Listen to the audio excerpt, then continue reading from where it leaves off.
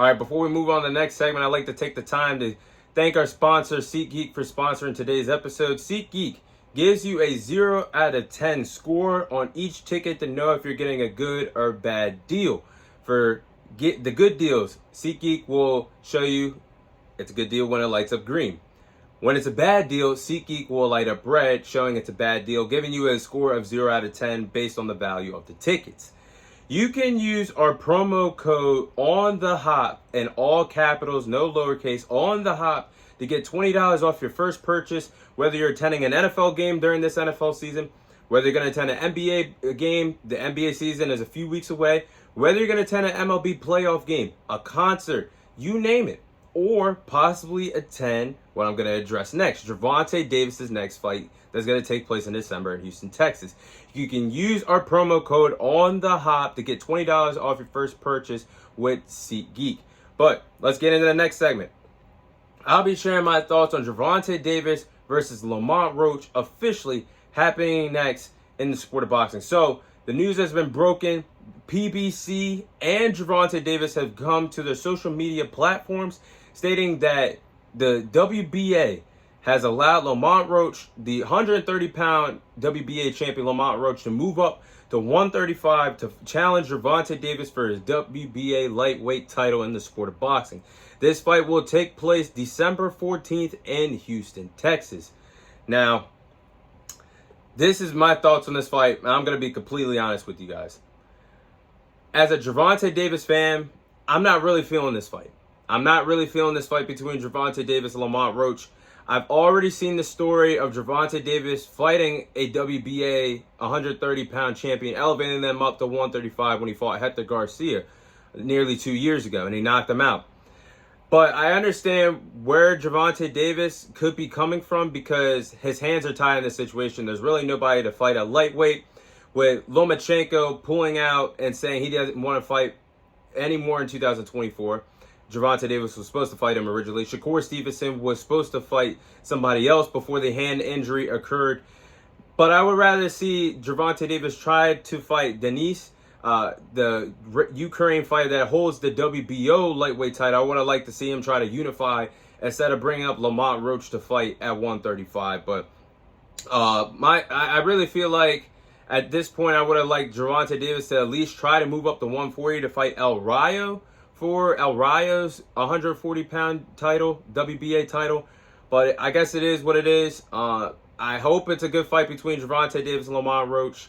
I mean, who knows? Boxing, I could be wrong about this. I mean, you do have Gervonta Davis's speed, his IQ, his power, his speed and athleticism matching up against Lamont Roach, a crafty veteran fighter that is pretty scrappy and in his own right, has some good boxing skills. He ain't no chump. He's a 130-pound champion for a reason. Actually took the 130-pound WBA title from Hector Garcia. So it's not like Lamont Roach is a scrub. He's just a B-plus player compared to Gervonta Davis. Has never fought anybody on the level of Gervonta Davis just yet. His best win is against Hector Garcia, somebody that Gervonta Davis already knocked out. So I don't know. Hopefully I'm wrong about this. Now, the thing I actually am pissed off about for you guys that follow the podcast, I am from the DMV area, from Maryland. So I'm thinking with Gervonta Davis being from Baltimore, Maryland, and Lamont Roach being from DC, two DMV natives, why the hell is this fight taking place in Houston, Texas? Why? When you could have the homecoming for both respective fighters taking place in a neutral location in DC at the Capital One Arena in DC. Gervonta Davis fought Hector Garcia there nearly 2 years ago. Why are we moving this fight to Houston, Texas? Why is this being so complicated? You're cheating the fans, the DMV fans that respect and support both fighters. This could be a homecoming for both of them. I don't get it. I don't understand why it's taking place in Houston, Texas instead. Honestly, I think that's a bad look. And I think it's a bad look for the PBC trying to finesse the people that actually pay for the pay-per-views, because this Gervonta Davis versus Lamont Roach fight, I'm not going to lie to you guys, it's not pay-per-view worthy at all. And they're just cheating pay-per-view buyers that actually support. You know, I hate to say it, but as a streamer, I'll be outside with a fire stick. I'll be out there streaming the fight because that's not worth $80 to $90 to see Gervonta Davis stop Lamont Roach. But when that time comes, I hope it's a good fight. I just think that it's very silly to have this fight in Houston instead of DC.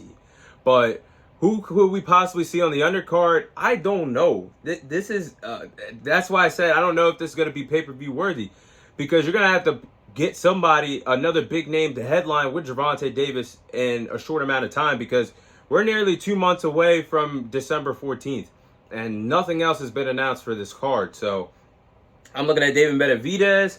David Benavidez was in the co-main event and headline with Gervonta Davis on the Gervonta Davis and Frank Martin undercard earlier this year. He's a candidate, but now I'm starting to see that he could possibly be fighting David Morrell on the undercard of the Errol Spence versus Sebastian Fundora fight that could take place in January 2025. Another name that comes to mind could be Jamal Charlo. He's been on the sidelines for a year. He could have a tune-up fight possibly in the co-main event of this Gervonta Davis card. Even though he's not from Texas, he's a well-liked fighter from Texas. So I think having either Jamel or Jamal would make a lot of sense to have on this card. But yeah, I just think this is a letdown. I hope I am wrong. I hope it is a competitive fight. But we all know Gervonta Davis is going to stop Lamont. Roach, as a boxing fan, I want to see the best fight each other. I would have liked Gervonta to try to unify, at least reaching out to Bob Arum and Top Rank to try to fight Denise for the WBO title. Because if you were trying to fight Vasily Lomachenko by the end of 2024, you already had to do business with Top Rank and Bob Arum in the first place. Why not do it with another Ukraine fighter that's a champion over at Top Rank and Denise, who holds the WBO title, instead of elevating a guy from 130 to fight for the WBA title? It's not like Lamont Roach ain't no scrub, like I keep saying. He's only had one title defense at 130. He still has to prove that he's a fighting champion at this division. So it's not like we're talking about a guy that is getting bored of the division, had 4 to 5 successful title defenses. He only had one successful title defense, and he's getting a fight against Gervonta Davis. So hopefully I'm wrong. Those are my thoughts on Gervonta Davis versus Lamont Roach happening next in the sport of boxing.